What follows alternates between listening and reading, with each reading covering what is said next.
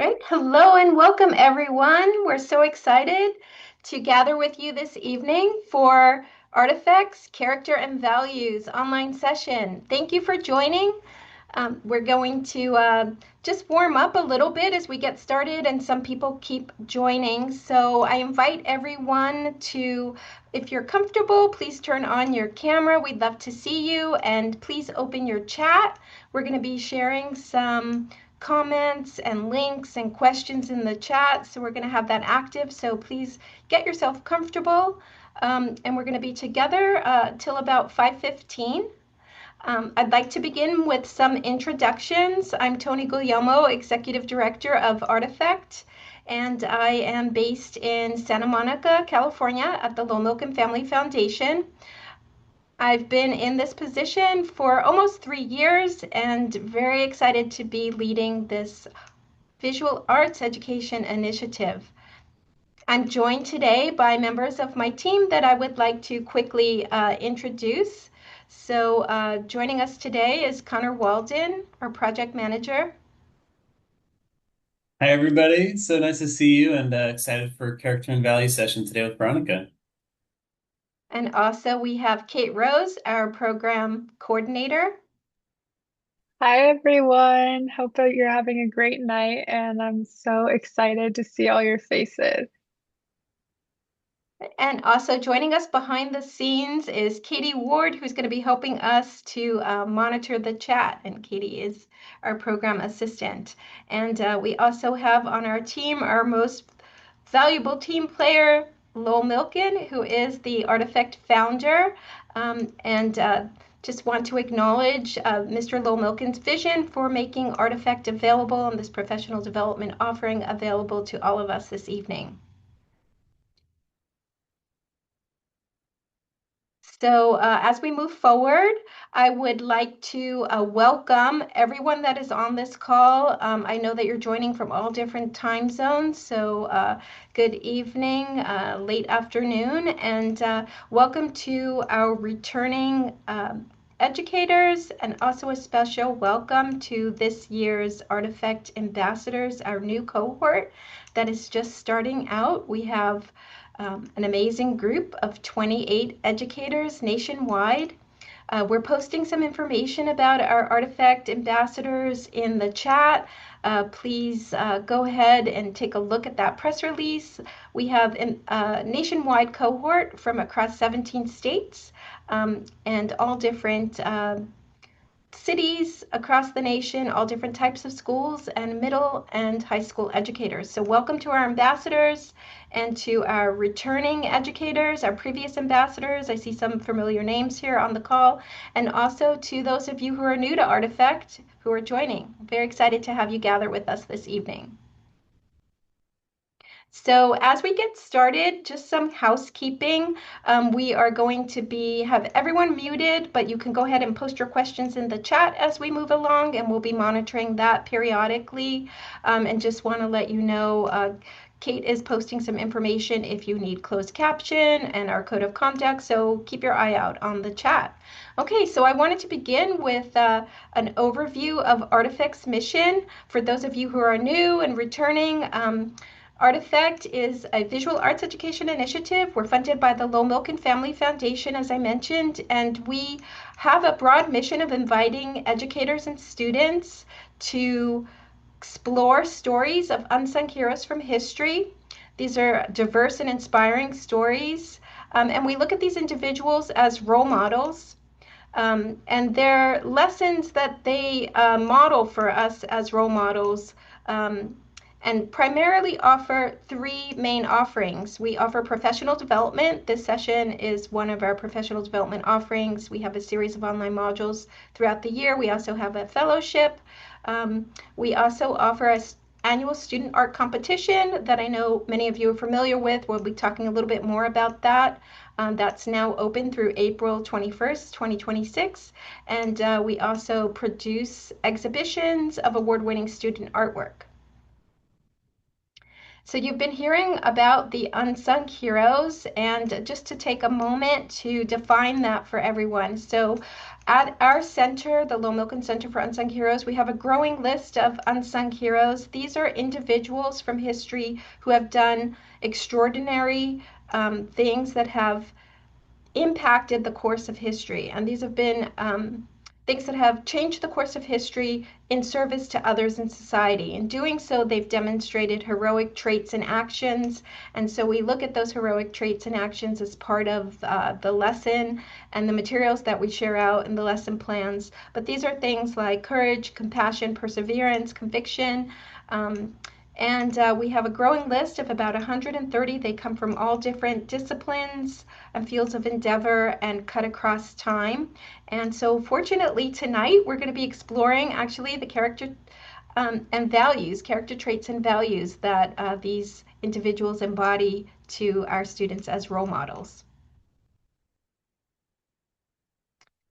All right, so with that, I would like to introduce our instructor for the evening, Dr. Veronica Alvarez.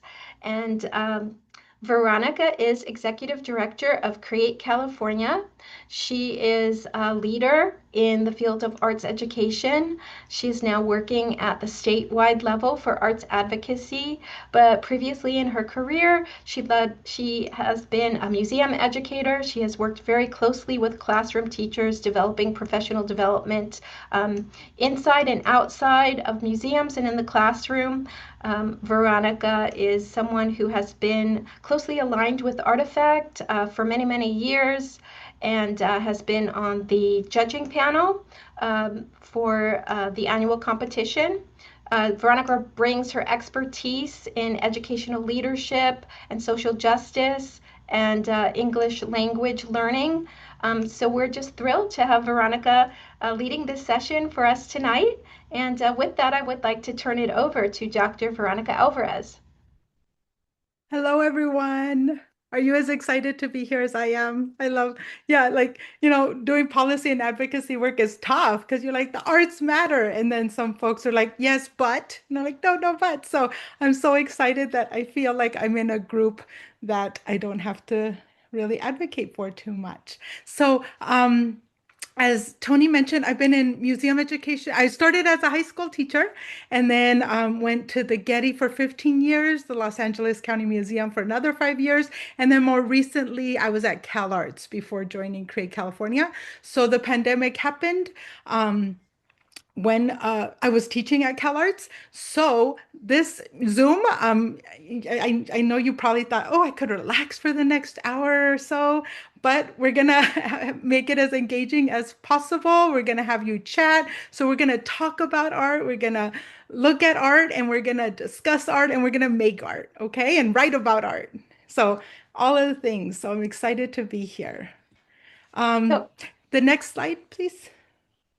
So and this is the, Veronica, I wanted to jump in just to yes. let everyone know that we've posted your lesson plan in the chat. Veronica has prepared an amazing lesson plan step by step, so feel free to download that, open that up, and she's going to guide us through that as we go through the agenda. Okay. So as Tony said, to align with what I'm really excited about Artifact is, and this program is the fact that, unsung heroes, like folks that are not acknowledged in our history books. And so I think now it's just so important because so many important figures, and a lot of them were women or people of color that were just not acknowledged. And so I really love that Artifact highlights these folks. So we're going to talk about that and like the importance of what are character and values. So we're going to do an interactive activity about what character now values are, how we define them, what is historical empathy and the research behind that. I think empathy is such an important character trait for us to have, especially in these times when listening and kind of acknowledging what folks are going through is important. And then we're going to do about how do portraits tell stories. So we're going to look at a figure and look at how the artist told the story of this individual through their photography specifically. And then we're going to do an art activity. We're going to do a blind contour drawing. So if you have paper and pencil, feel free to take it out when we're doing that. Just blank paper and pencil. no need to worry too much. Like it's just a sketch. We're not going to make you draw anything. We're just going to do a sketching. And then we're going to talk about extensions, how you can connect the visual arts. So my master's is actually in history. So I really love history and historians and looking at figures from history. So we're going to align, and then my doctorate is in ELD, develops English language development and art. So we're going to look at connections between English language arts, history, social sciences, science and art, and then and how the activities that I've chosen help support English language development. So hopefully something for everyone. I'm hoping that's the goal. Okay. And then we're going to have a Q&A. If you have a really, really important question, feel free to jump in, but and you could put it in the chat and or unmute yourself, but we are going to try to leave some time at the end. Okay. Sound exciting? Yes. Okay. I see some nodding. Thankfully, in the cameras, I see nodding. So I'm glad about that. So our first, what we're going to do is we're going to do an interactive component, and this is going to generate a word cloud. Okay. So what values and character traits are important for a person to have? So you could get your phone and use the QR code, or if you're on your computer, you could link to the tab, and we're going to open it up, and just how would you define character? So you could just use a word or whatever, like what words come to mind when you think of important values for a person to have?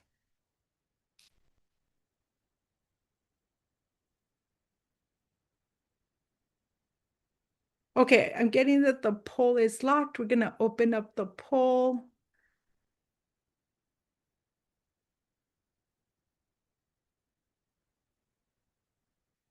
Okay, so we have 2 minutes. Is it working now? So you could use the QR code there. Thank you, Katie. Okay, so, and if you've already worked out, okay, honesty, integrity, authenticity. Okay, empathy. I hope that part, that's amazing. I'm glad. Courage. So courage and bravery. But do you see how this is also like, sorry, I have such a like English language on my mind. This is a great way to talk about synonyms and so forth. Like what's the difference between courage and bravery, a moral compass. Oh, I like passion, something that you're passionate about. So maybe I'm a hero now because I'm so passionate about art and arts education. Okay, so empathy is the one that's really getting highlighted. Okay, so in the time, empathy, passion, hardworking, upstanding. Oh, I love also curiosity. You know, I feel like people that are curious about other people, about events, that's such an important trait to have. Focus, upstanding, dignity, loyalty. Okay. So that's amazing. Okay, so we're gonna do something similar, but with the next slide, we're going, so this was what important character traits that a person, now similarly, but see if this changes your mind. What values and character traits are important for a hero to have? Is there a difference? So we're gonna go ahead and open up that poll and see what folks have in mind. Okay, empathy, selflessness. I think that might be new to the hero versus a person. Compassion, a leader, somebody that's a leader, dependability. So a hero should be selfless. They should be giving, courage. Okay. Oh, and that's interesting. So empathy got reduced a little bit in this one, but selflessness and courage or um, has made a bigger.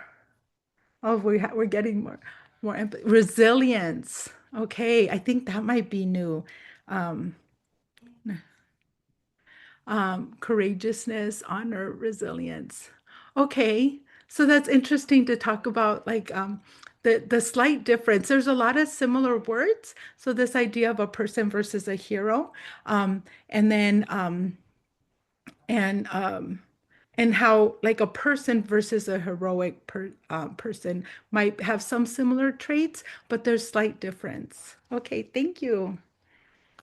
So next slide. So for the artifact, this is what students look to, and this is the award won last time. So I've been involved in the student contest, and this 11th grade student won the award last time. And I think part of it is that we really admire. What are like some observations about this? You know, it showed his heroic action. You could see he was one of the first firefighters, and he created a fire crew. So some of the words that you all came out about being brave and being selfless, you know, we think of firefighters as being very selfless. So next slide. And then I just wanted to show this one as well, because I think this one is the man behind the camera, and we're going to use his artwork for some of you that may know or not know about Louis Hine. Louis Hine was a photographer, as yes, Katie, he's one of the unsung heroes that he was a photographer, and what I like to use him is that he actually started as a teacher, and then he started using his photography to address social issues. Okay. Next slide. So these are the unsung heroes. So for the artifact, you could share this with your students and talk about some of these figures that have been forgotten from history. So there's a whole list. So students are supposed to go ahead and look at this and maybe do an activity of like that. Like, what is a heroic? What are qualities or traits that are that heroes highlight or exemplify? And then as you can see, they're from a lot of different areas like science and technology and medicine and so forth. So there's a lot of connections that your students can make, and then highlighting how these figures were heroic. And then the next slide shows what is really neat. And as you can see, a lot of the words from the word cloud we could see here: freedom, honesty, loyalty, responsibility, selflessness. In the second one, when we talked about a hero, selflessness really came across.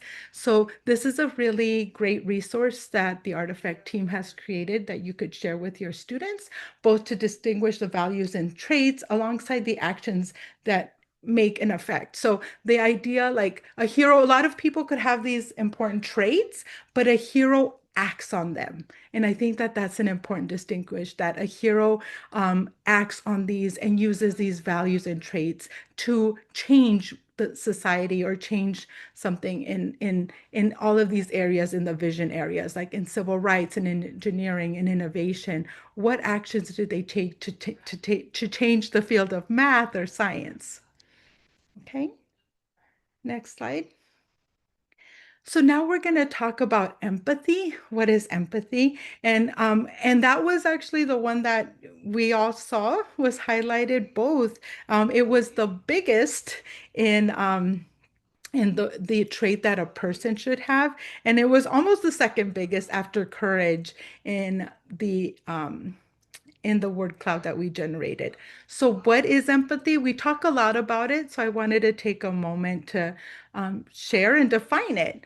Empathy is a stimulated emotional state that relies on the ability to perceive, understand, and care about the experiences or perspectives of another person or animal. I put the or animal because a friend of mine that's doing some research in the LA Zoo has shown that people caring for animals and the care of animals. So if all of you have pets and you love your pets, that's a way to elicit empathy. Okay. So what is empathy? The next slide. So there's actually different types of empathy. And so I wanted to kind of dig a little bit deeper. So affective empathy. So those of you, like, maybe give me thumbs up, who loves horror films. Thumbs up about that. You like, Katie likes, okay, I cannot watch them. I get like terrified. But if you've ever seen a scary film and you see like the woman running and then your heart starts racing, or you hear the music and then you're just like, oh my gosh, and all of that stuff. So that is affective empathy. It's the ability to sense or sometimes even experience the perceived emotions of another. So, and that happens because in our brain, there's mirror neurons, and so when you're seeing something, your brain responds similarly. And like I said, the mirror neurons do that. So, as I mentioned, so many of us probably have experienced this, right? You're seeing a scary movie, your heart starts to thump. Or on a positive example, if you've seen a baby smile, what do? You smile back, right? So those are mirror neurons. They just like really the effective empathy. Next slide is this is the one that I think most of us associate or allude to when we say like walking in someone's shoes, like, oh my gosh, if you ever knew how, walking. So cognitive empathy is the ability to understand the experiences of others by imagining yourself in their reality. So I use this image because thank you, Katie, Kate, for putting that. It's the Empathy Museum. It's a traveling exhibition where you literally go into the what looks like a shoebox. You get someone's shoes. So as you could see, this person chose some high heel shoes, and then they give you headphones, and you literally walk a mile in someone's shoes as you're listening to their story. So this idea of looking at story or listening to stories and then be able to empathize with that person is a really key and important way to gain empathy. So the next slide, what we're going to focus on, what I find really fascinating, is that there's also this idea of historical empathy and that art works. So the other one's about listening to stories. This is about looking at art. Historical empathy is the ability to understand and appreciate what life was like for people who lived in a different time and place. So this image here is probably an image that you might be familiar with, but that's Dorothea Lange is the photographer here. So that's historical empathy. And if we go to the next slide, you could see the importance of this. So social emotional learning, this idea in education, as I'm sure you've probably heard a lot now, is the idea that students need, to educate the whole child, and the fact that we need to be socially emotionally intelligent. So this is kind of education, but I think a lot of human beings would be great if we could gain our understanding of being self-aware, responsible decision making, and so forth, if we just had those skills. But the one that I highlighted here with the blue arrow is about social awareness, showing understanding and empathy for others. As like I said, is a very important social emotional competency that I know maybe a lot of you are doing in your classrooms. So artworks, I think, are particularly important. So the reason that I think I wanted to share this is that I think this is so important because now there's research associated with that, the fact that historical empathy is something that you can gain from looking at works of art. And so I don't know if any of you have been to Crystal Bridges. Crystal Bridges is museum in Arkansas, in Bentonville, Arkansas. It's gorgeous. And what I find very interesting, so it is owned by the Walton family, the folks that have Walmart. So they have money. Some museums have a lot of money, and Crystal Bridges is one of those. And what they were able to do is basically do like the gold standard in research, because there hadn't been a museum in Bentonville, Arkansas. It's kind of a remote place. The first time I went, I remember I was in one of the smallest little airplanes that shake when they land. But so there was no museums nearby for a very long time. So almost none of the kids, none of the students had ever been to a museum. So they had the perfect control group. So the first year that the museum opened, they did hire the University of Arkansas and brought half of the students and half did not. The other one half did come later, but they did. So they had, like I said, the perfect control group, and they were able to do a pretty big study. They studied 10 over almost 11,000 students and almost 489 teachers in over 100 schools. Um, and oh, Randy, your friend Brian, oh, please let me, if you want to weigh in or share anything, please let us know. Um, that's amazing. So they did, like Brian did a gold standard in research, your friend. Um, and what they did is they allowed some of the kids to come to the museum and then they went back a few months later. So that part is really important too, like the fact that they were able to do kind of a longitudinal study. And when they talked to the kids after their museum visit, you'll go to the next slide.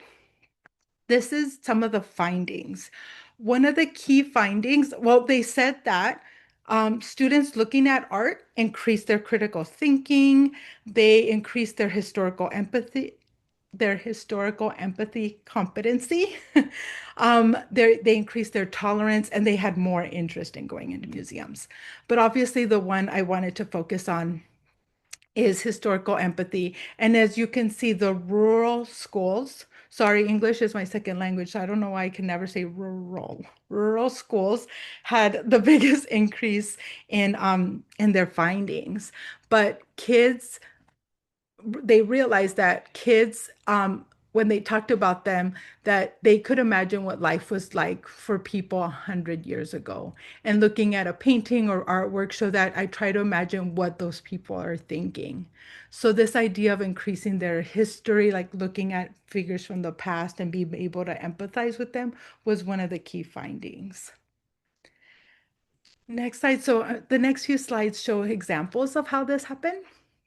For example, 88% of students who saw the title of this painting at the camp, Spinning Yarns and Whittling by Eastman Johnson, knew that the painting depicted abolitionists making maple syrup to undermine the sugar industry, which relied upon the labor of enslaved people.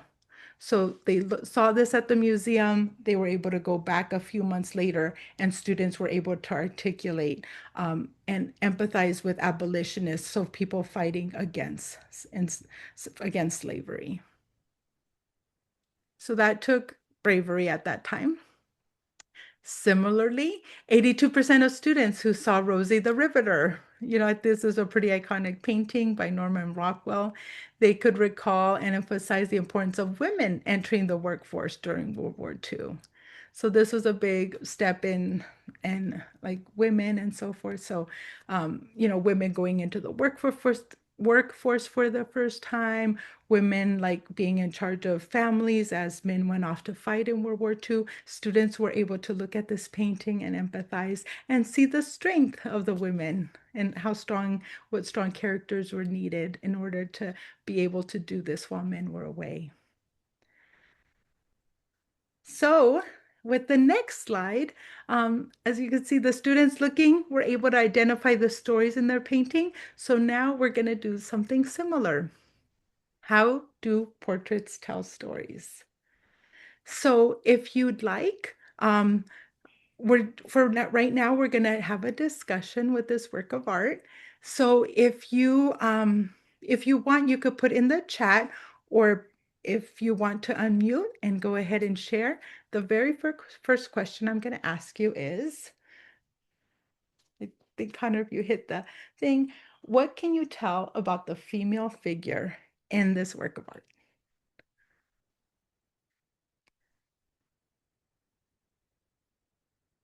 She looks like a child labor.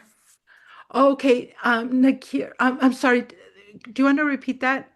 Whoever that was. Child labor, Lalita Moran. Lalitha. Thank you, Lalitha. And what do you see that makes you think that she's a child laborer? She is very skinny, and her clothing, has sadness in face. So Okay, so you see that she's thin, and then you say that her face looks sad. Does anybody else want to see? She appears to be shoeless. I feel like I know too much. Oh, wow, Cynthia. do you want to share how your grandfather was in cotton mills in South Carolina? South Carolina. Yeah. Yes. Um, Sorry, I'm in California, so I'm like, oh, yeah, Southern yeah. California. Sorry, South No, Carolina. in South Carolina, this is the cotton mills used a lot of child labor, and especially from poor families. He was in a family of 14 children, seven from the first mother Wow. who passed away, and then seven more children. And they were very poor in sort of the foothills of the Appalachian Mountains, and so they all started working when they were in like fourth grade. He dropped out of school at fourth grade, taught himself how to read, that kind of thing, and Wow. worked in the mills. So that was a very, I hope we never go back to that. Okay, so you're very much personally identifying because your family has this lived experience. Okay. I also feel concerns about you know making sure that that doesn't happen in any part of the world, not just where we are now. I mean, Right. where we were not in this country. Right. I mean, there are some laws that are being proposed to that that the age of children going into the workforce is they want to lower that. Okay, similarly, I mean, some of you have already started to address the next question that I was going to propose to you. What does her body language impose and or her pose and expression communicate about her? Like somebody already said, so like the next bullet point, Connor. Um, Wariness. Okay, Randy, she looks wary. A lot of folks are saying that she looks very young. Um, Obviously that she's a child. People like she obviously looks very young, not too happy, worried. Amy, what do you see that makes you, what do you see in her expression that makes you think that she's worried? It's like almost as if like she knows she's getting her picture taken, obviously, but it feels like she's worried that maybe somehow she'll get in trouble from the people that Okay. are running the factory. Like she shouldn't be stopping, you know. Oh, That's what I think of that's what you, with the worried. okay. Well, thank you for sharing that. I won't say too much right now because I want another question, but we're gonna come back to that because that's so Okay. interesting. Um, um, Sorry, it's all one word, so I'm not sure which is the first and which is a name, but somebody said determined. Interesting. Tanisha, you think she looks unhappy? Okay, it seems like she doesn't want her picture taken. She looks wariness. Um, the way her arm is up is almost proud. Okay, Kim, you think it's similar to what she said, like determined. She's like has her arm up and she's just determined to do that. She looks right at the camera. Okay, yeah, she's being very direct. Um, and then the next bullet point that I wanted, what values and character traits does this work of art invite us to think about? Okay, yeah, Randy said she looks like an adult too soon. What character traits? We talked a little bit about like some folks resilience, and that was one of the key ones that you all mentioned for a hero, determined, resilient. Okay. Okay, Jay Langston, the work area appears neat, like pride is taken in the job, courage. Um, yeah, actually, Connor, if you want to go to the next slide, I mean, the next bullet point, because Jay Langston already kind of started to allude to this. What else is included in the artwork? Describe the setting and objects. The work area appears neat, so pride is taken in the job. So Jay Langston, you kind of answered that next bullet point. She looks like she's determined to still stand even though the work is hard. She's contributing to her family living. Yeah, a lot of complicated machinery, Tony said, and that she's surviving. So that's really a textile mill, loom, tiny hands for the machine, sadly. Yes, Jen. The lighting and depth of the photos has your eye focus on the individual. Okay, so we're really looking at her and highlighting her, and it's a very loud factory, tiny. So as all of you are saying, so she has my tool, she might have tools in her pocket, as Mary is saying. Like, so the area around her pockets it looks like it's pretty heavy. Um, and as Justina just mentioned, there's so many spinning threads. As you all said, this would have been, she was a very young girl. From the story from her, she, actually, we could go to the next slide. And I think I do have her name up. She appears to be used, that grabs the audience's attention. She's a bobbin runner and yes, and had to remove empty spools. The sound is deafening. Yes, Cynthia, you know firsthand about a lot of this. So her name was Addie Card. This was taken when she was about 12 years old. Her mother passed when she was only about 2 years old. And she started working at the mill when she was 8. So she's already been 4 years on the job, longer than Tony's been the ED of here. You said you've been here for 3 years, Tony. Addie at 12 years old already had 4 years on the job. And as so many of you mentioned, the textile mills, they employ child laborers because of all of those bobbins moving really fast, very loud. She is shoeless, as somebody pointed out, because the kids would have had to climb up those huge massive machines and go to and kind of, if they were stuck on like unstuck, is that the word? The bobbins, and they couldn't wear shoes with shoelaces. They could have gotten caught in the machines and damaged the machines. So instead, a lot of the factory workers preferred that, potentially, because shoes do protect us, right? That's why we wear shoes. They protect our feet and our toes.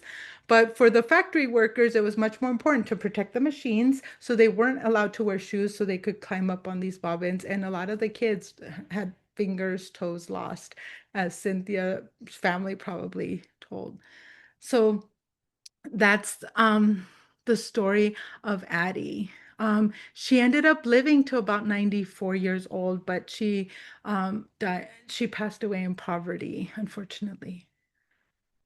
So now we're going to actually do an activity to really connect us, a drawing activity um, that is hopefully going to connect us even more to Addie and her story. So if you want to take out your piece of paper now, just a blank piece of paper and a pencil. And what we're going to do is we're going to do a blind contour drawing. So what that means is we're going to choose a place on the figure. So let's focus on Addie. Katie, thank you. I love that icon. You young folks are so cool with these icons and stuff. So choose a place for where you want to start. And then for this point, you could look down at your piece of paper and where do you want to start in your paper? Do you want to start in the middle? Do you want to start at the top? And then once you've made that decision, look back at the figure where you start, and then you're just gonna outline the figure in a slow, continuous line without looking down at your paper. And just remember, it doesn't have to look realistic. It can look realistic because you can't look down at your paper. So just slowly focusing on Addie, follow the outline with your pencil.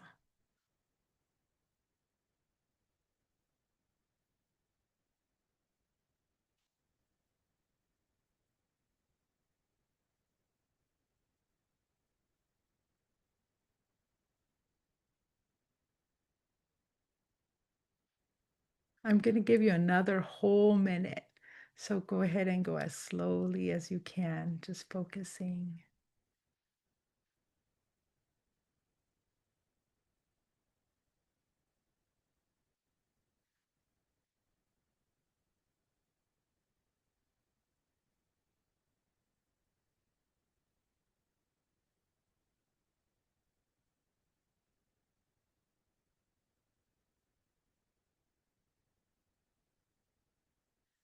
Maybe 10 more seconds.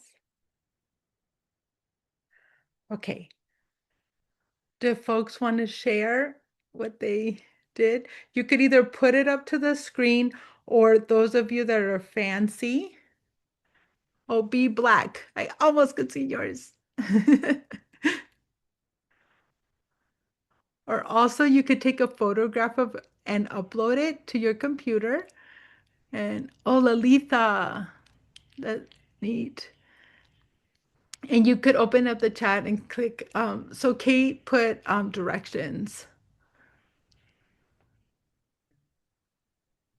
on if you want to upload an image of your drawing. Oh, Amy.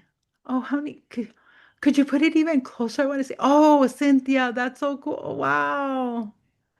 Thank you for sharing, Amy and Cynthia And Randy. and Randy. Yeah, and I saw Mary flash an image that looked really, Oh, oh, Mary, oh, there you are, awesome. Wow. Mary. Okay, that's great. Wow, that's amazing. Thank you for, oh, Nakimar. Did I say your name correctly? Thank you, and Kim. Thank you. Thank you for participating. See, so I should have,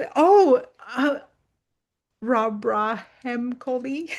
I'm sorry. It's all Natasha. Yeah, Natasha. Okay. Natasha. Okay. Oh my gosh, look how neat. You just did the outline in a very geometric shape. Oh, that's fascinating.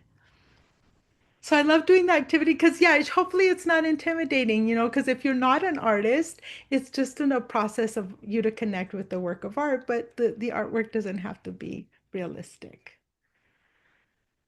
Next slide. Thank you all for sharing. Has Kate, Katie, you read my mind as soon as that. So neuroscientist Terry Wu states, art can be a powerful way for us to gain a better understanding of human emotion and stories. It gives us a unique lens to look at artists' inner world. It trains our brains to slow down and think more rationally instead of emotionally. It restores our capacity to connect with others. Art plays a unique role in reestablishing humanity in this technology-dominated world.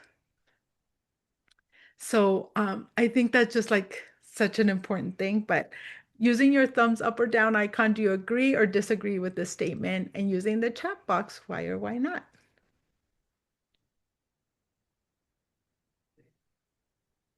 Oh, I love Zoom has been doing a lot of fun things lately. Is there anybody that disagrees? Or does anybody want to elaborate on why they agree with this statement?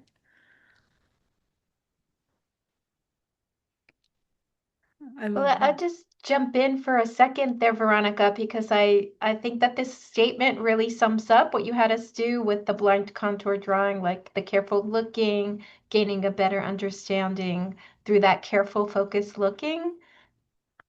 Uh-huh. That's like the first line there, gain a better understanding of human emotions and stories. But we just kind of did that with the blind contour drawing. Okay. Randy, I love that you did it in orange, or that's the color I'm seeing there.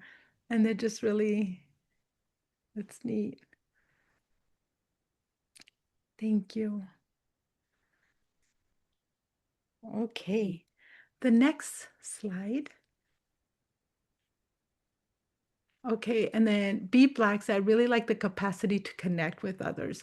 Yes, I think as he said, like in this more very tech-focused world, and there, as you probably all know and struggle with your students, um, the fact that we're just so tech heavy and people could not be nice online. It's so much easier to be not nice online when you're anonymous and so forth. So it's really awesome that this ability to connect with others. Art helps us how the world works, how it feels. Art is grounding because it let us steps out of our busy thoughts and use our different part of our brain. It connects us back to ourselves. Thank you. That's so lovely, Lauren.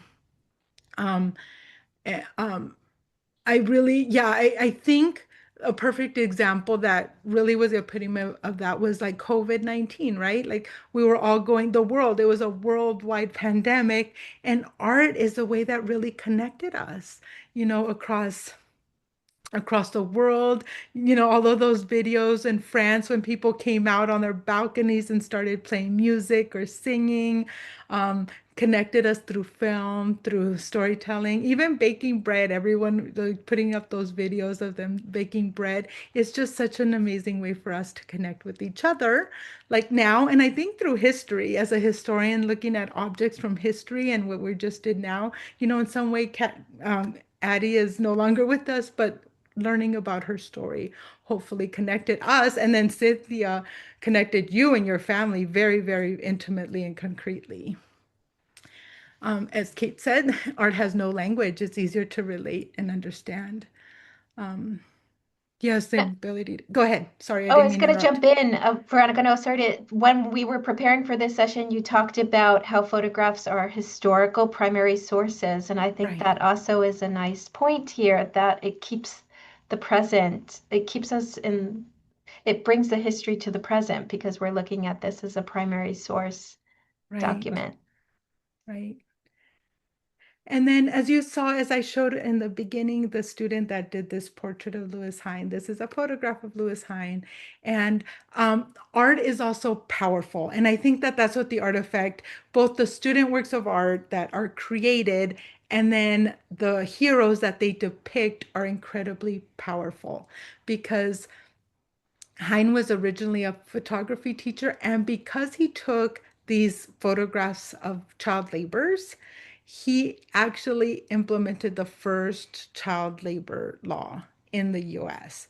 So, because he was showing these photos and people were, for the first time, often seeing the conditions that kids were working in, it really led to change. So that's like the idea of why Lewis Hine is part of the artifact, because his actions, his bravery led to change in the child labor laws because he was actually threatened. Like, once kind of word got out that factory work, like the factory owners were like, oh, who is this guy? Because he started publishing and he would take like secret notes. Like for Addie, he said in the back of the photograph, he's like an anemic little spinner in this cotton mill in North Powell. Um, and so he started kind of documenting, and he would say she's only 12 or she said she's 8 or something. So he was able to document and show these images, and that led to change. And like I said, even though he was like threatened sometimes. So originally he said, I mean, yeah, Heinz said, photographs keep the present and the future in touch with the past. Photography can light up darkness and expose ignorance, which is exactly what his photographs did. Like people that were living in different areas were ignorant of the conditions that these kids were working on. So his photographs brought that to light. Next slide. So we saw an image of her earlier, of Dorothea Lange. Now we're going to do some extensions, like you could do the drawing of the kids, and now we're going to do some extensions. So Dorothea Lange, this was an image of a migrant mother, and you could do something very similar. Um, what, what does this image show? So the first image I showed you, the migrant mother, Dorothea Lange took several pictures of this woman. Her name was Florence. Had any of you seen this photograph before, these images? It's very iconic. So in addition, like I said, to drawing, you could help develop students' English language skills by doing an I am poem. So if you have, so either you could take that piece of paper and continue writing, or you can um,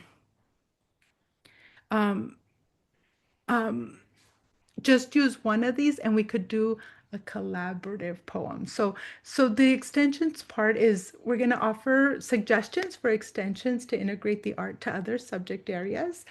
For example, to support English language arts, you could promote student writing, And so we're going to do a poem. And the poem worksheet, Katie just put it on the chat. And if you, so like, if somebody like as a second English language learner, if somebody's like, write a poem, my heart would have dropped because I'm like, oh my gosh, poetry is the hardest thing. So by using a poem with sentence starters, it allows for folks to, English learners, to write and to kind of give structure by giving them prompts and so forth. So we're gonna you could either do it yourself and see using this template, or we could do a collaborative poem. And what I often do, just to give some flexibility for students, and especially if I'm working with English language learners, like I would just tell them, use whatever prompts that you feel comfortable responding to. You don't have to do all of them or so forth. So let's do a collaborative poem. If some of you want to go ahead and use one of the sentence starters and complete it based on this work of art. And we should choose one of the figures. It doesn't have to be necessarily the mother. Yeah. Yeah, exactly. Thank you, Tony. Choose one of the figures. Okay. And then I'm just going to go ahead as things come up, and this is going to be our collaborative poem. I am sad.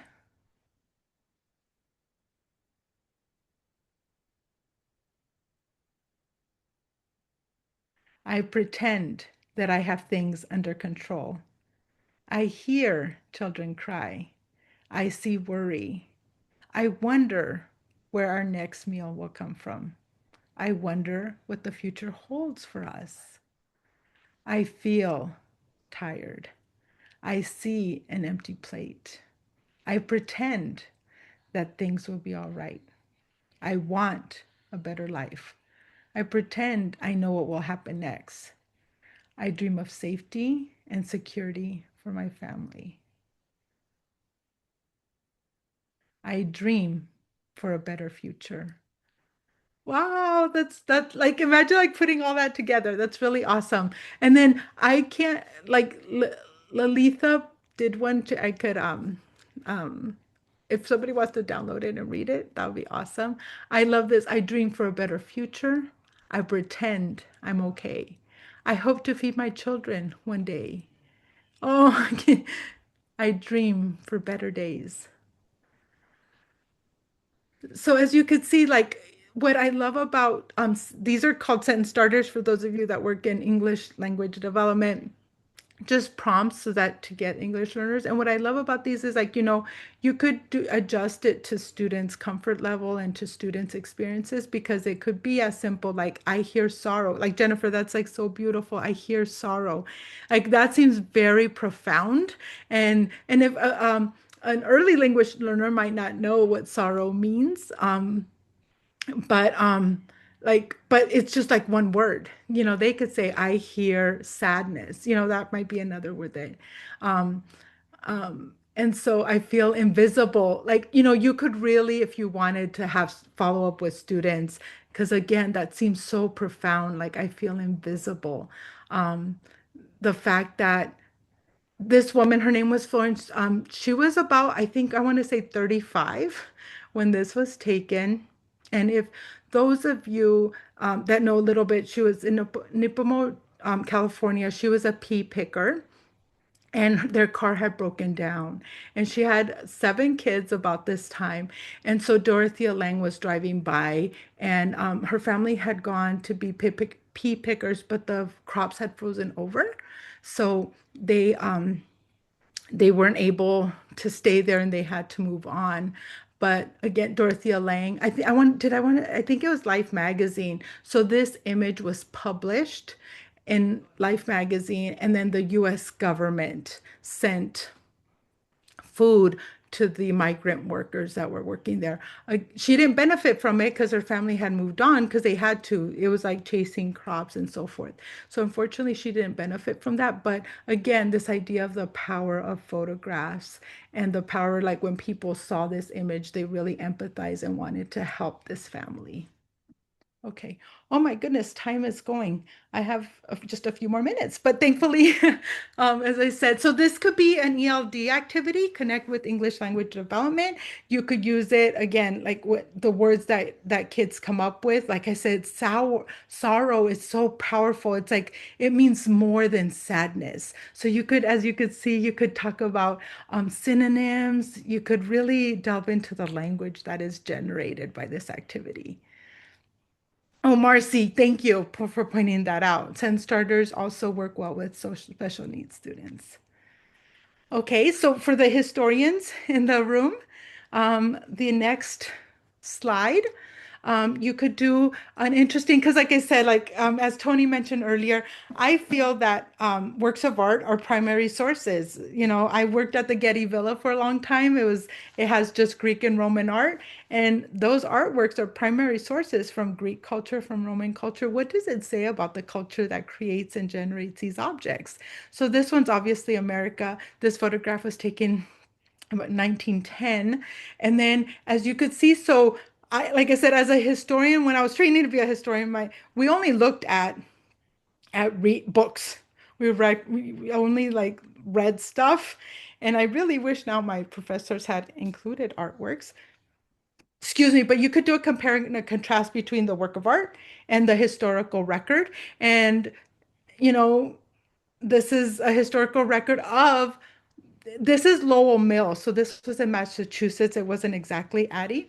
However, look at the conditions. What does this, looking at this document, tell you about the conditions that Addie would potentially have worked in? You know, having students look at that. Morning bell. The first bell wakes you up if you look kind of towards the third part. They would get woken up at 4:30 a.m. And then by 5:30, they had to be up. And then the third bell was at 6:10, 20.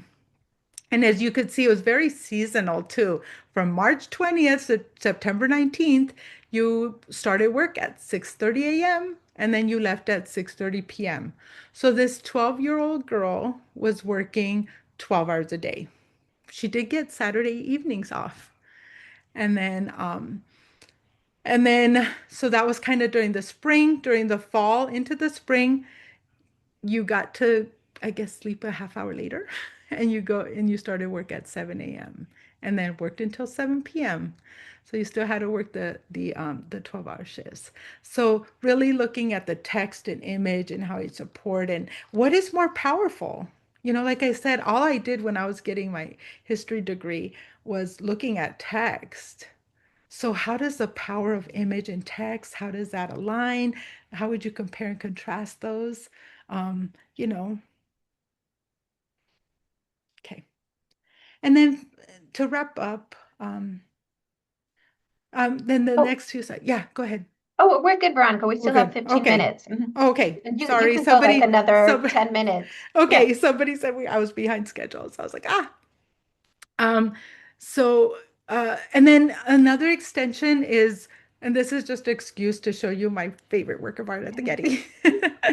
But this is like one of my favorite artists. This is a Gerrit Dow. He worked under somebody probably you've heard about, might have been a little bit more famous, Rembrandt. He was a student of Rembrandt. His name was Gerrit Dow, but astronomer by candlelight. So you could look at science. So now, like, you know, astronomy, we have different instruments, but it was really at this time in the 17th century that people were looking at the skies and just being in awe of what they were seeing. So,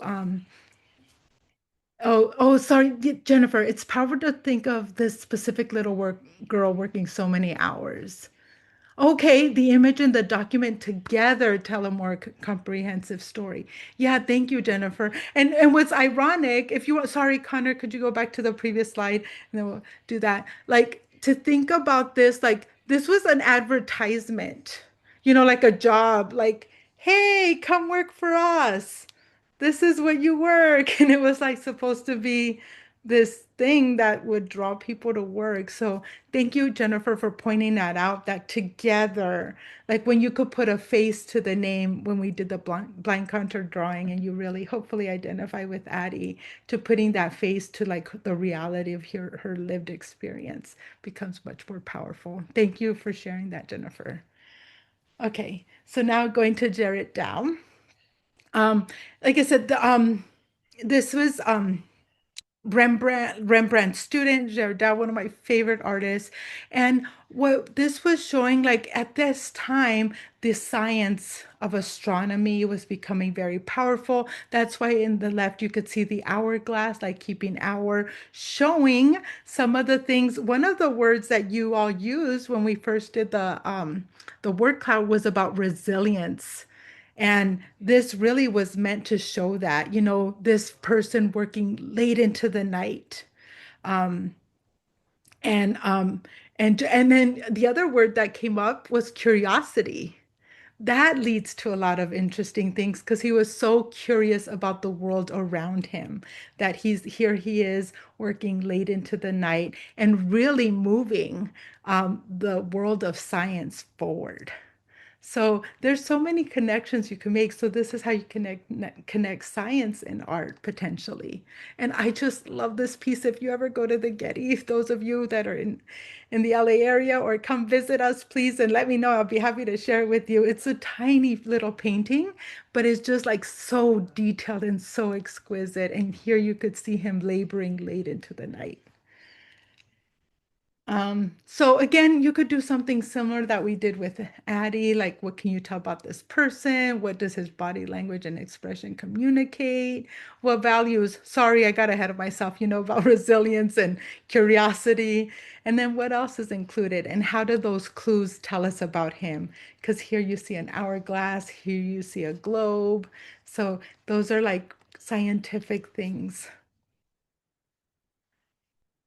Oh, let me see. Lauren is recommending if you record yourself and have AI change the tone of your voice, you can grab your student's attention by having the picture of the work and the article displayed on the board and having the AI recording to really set the scene. Wow.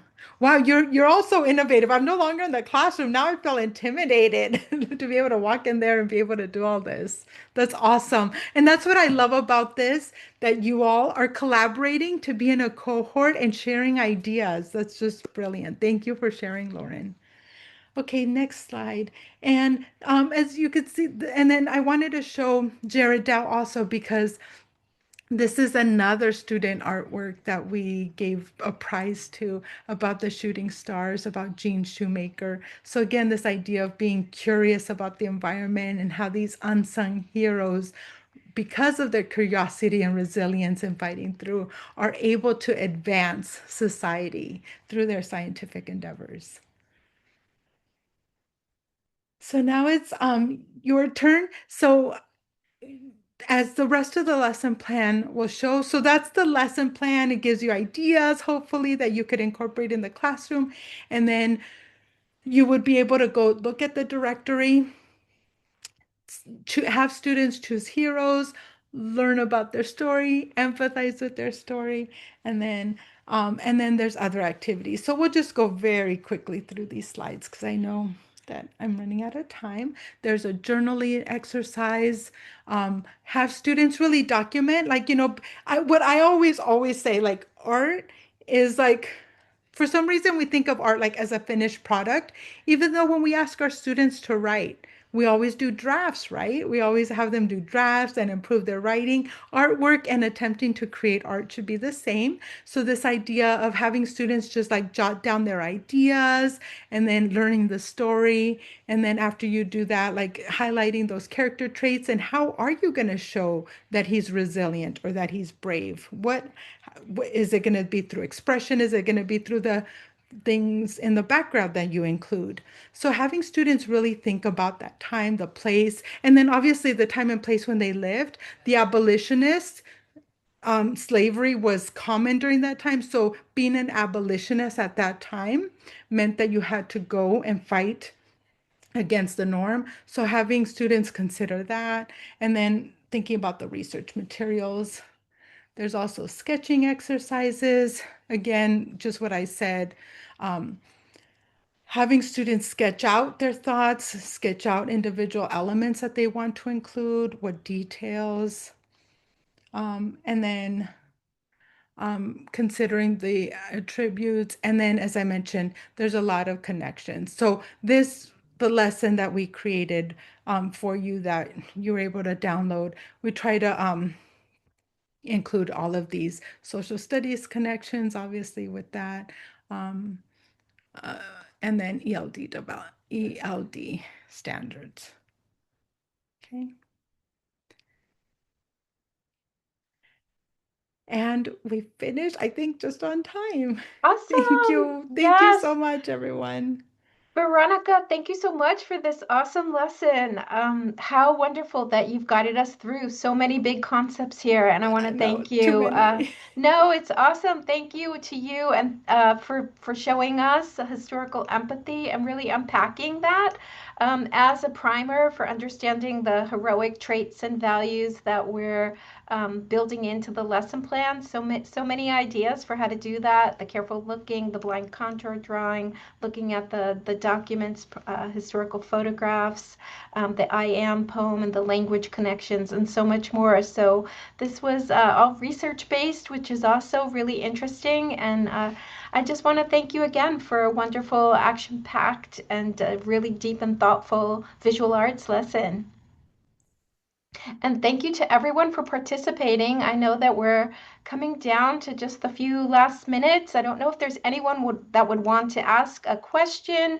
Please go ahead and put it in the chat, and we can circle back to Veronica. And as we just kind of wind down, Connor, if you'll just take us through our wrap-up slides, and then we can see if there's anything. I wanted to just remind everyone, thank you again for joining, that we have our artifact competition. So I know our ambassadors that are joining us this evening will be hearing about the competition. We saw some artworks that Veronica showed us of the Lewis Hine, of the grand prize winner from last year, Judy Among Blaze, that last one, the shooting star inspired by Jared Dow, I think. So the competition is a wonderful opportunity for your students that are working on the artifact projects that want to put their artworks forward. It's open until April 21st. There's we accepting 2D and 3D mediums and various prizes and categories. So you'll be hearing about the competition. It's very easy to participate. We'll be sharing information about this. Students choose a work of art, as you can see in the next slide, and then they review the rules and guidelines. This is all in Veronica's lesson plan. Write the impact statement, which builds the language, and the journal exercising is a foundation for that, and submit by April 21st. I want to also invite everyone to our upcoming professional development session. So tonight we had our first session of the year, and in next month we'll have storytelling through art with Milken Educator Award recipient Brad LeDuc, who's going to be leading that lesson and looking at narrative, creating narrative artworks. And then we have our Unsung Heroes in STEAM and Remembering the Holocaust in January and February coming up. So if you haven't registered, you can go ahead and register. We'll be sending our cohort links to this along with lesson plans. Everyone this evening will be getting a copy of this session, a recording, as well as the lesson plan with all of the materials that we were just sharing out, the resources and the worksheet. So, so we are going to wind down. We have just about 5 minutes left. I wanted to open it to see, Veronica has graciously shared her email here. So if you have any follow-up questions, please feel free to contact her. You can also write us at artifact@lowmilken.org. But since we have just a few minutes, I wanted to ask if anyone has any questions or wants to make any additional comments. And you can either go ahead and put that in the chat or unmute yourself.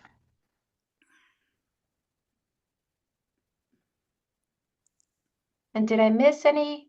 Oh, and that's right. We are, if you're joining, we are posting in the chat a certificate of participation, so you can get some hours for this time here joining us this evening. And Kate has just put that in the chat for you as well. Right, thank you. Thank you, Carolyn. All right, so anyone have any thoughts or questions It's amazing. We have 4 minutes to spare. We pride ourselves at Artifact on ending on time, so we're ahead. Lauren has her hand up.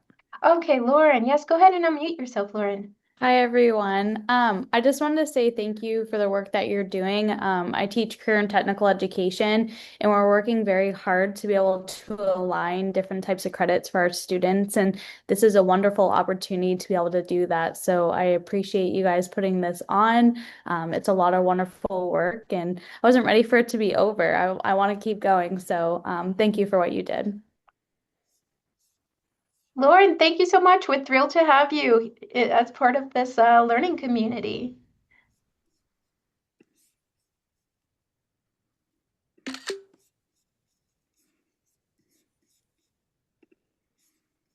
All right, lots of love coming your way, Veronica. Awesome job. Well, it's wonderful to see everyone. I hope that we have a great start now to the year ahead. Lots of connections for our visual arts educators, our history and social studies teachers, those of you that are focused on social emotional learning in our cohort, our STEAM educators. So hopefully you see some ways that you can use this to begin working with Artifact in your classroom. And did I miss anything? I guess we like to end the evening by allowing everyone to unmute themselves and we can say a collective goodbye. So we're going to do that now. Connor's going to unmute everyone. And yeah, Thanksgiving is coming up between now and our next module. So thank you, Kate, for wishing everyone a safe and wonderful holiday. We're thankful for all of you. Thank you to our founder, Mr. Lomilkin, for making this program available. Thank you to my team for supporting us on this amazing production and our instructors and all of you. So let's all unmute and we will say a collective goodbye. Thank you. Thank you. Thank you, everyone. Bye. Bye. Bye. Have a good Thank you. night. Thank you Nice so to see you, much. David.